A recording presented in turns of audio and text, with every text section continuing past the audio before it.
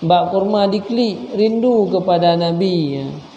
Li firakika, karena kau berpisah dengan Nabi. Sebab Nabi cara selawat kena berkerawana kul Allahumma salli ala Muhammad wa ala ali Muhammad. Kan nyandak selawat jid yang lain lah lain. Inan lagi angka gara-gara lagian ke salah tu dalam pemahaman sebahagian kelompok yang pegang selawatnya sama macam kan. Hanya lelutan.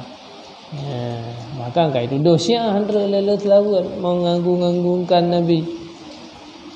Riwayat Abu Umar bin Khattab radhiyallahu an mendengarnya watilih meninggal Rasulullah SAW.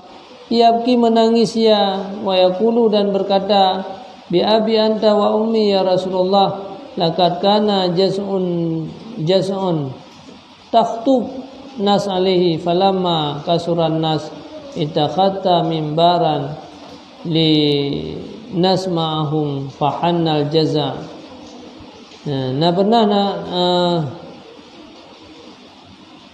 Pernah Umar bin Khattab mendengar watilih meninggal Rasulullah menangis ya.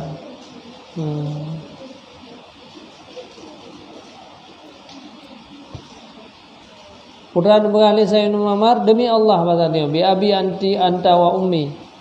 Hai Rasulullah, sungguh zaman ron watena khutbah nemuman bak saboh kai kurma. Nabi zaman wate golom rame that pengikut, golom rame that umat. Hendak payah buka mimbar banyak orang hana rame lagi yo. Dia biasa sumber je.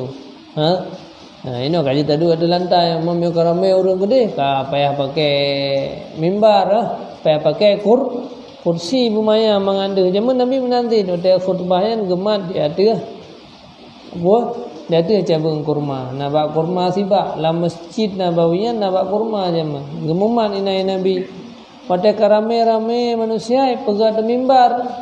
Lakedin Nabi ya Rasulullah ana ja'alulaka mimbar. Dia kamu pegang mimbar, dia pegang Nabi karena kau urun karame supaya ramai dihurun dingo. Wate hana gemat le Nabi bak kurmayan fahannal jaza. Ikli bak kurma ubiria ikli. Bak kurma dikli rindu kepada Nabi. Li firakika, karena kau berpisah dengan Nabi. Karena dia berpisah. Yang bak kurma, yang mimbar. Hanya padu-padu meter berpisah, ikli bak kurma. Berpisah dengan Nabi. Dan dalam hadis klik bak kurmanya mendumurlah masjid dengan kandungan. Main dah pegang ki manjar lah klik kurma ya orang fikir dia yang babak dia mana klik. Dia lah dum bang hanara dah dapat kau. Ikli bak kurma dalam sebuah riwayat lagi untar melahirkan. Yang raya ikli. Nah yang pegang lagi lumo melahirkan. Ikli hatta ju'ilat yaduka alaih le ikli ba kurma ngau beraya getrelam ni Nabi gia kusu lagi anu mian sehingga baru ipiu hemban kisah nyata merindukan Nabi Muhammad fasakana sengap kurma dengan ikli mana sengap.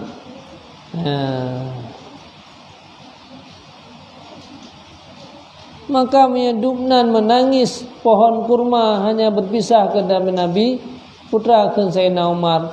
Umat kata lebih aula mendekli kepada kata manakala kata pisah akan mereka itu.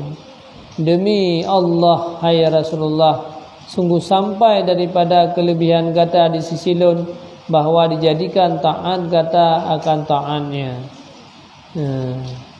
akan taatnya Allah.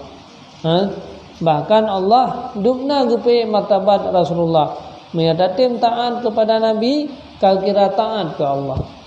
Tak patuh kepada Nabi, tak patuh kepada apa yang dipegahi Nabi, kau kira dia patuh kepada Allah. Yang dub gepe berderajat.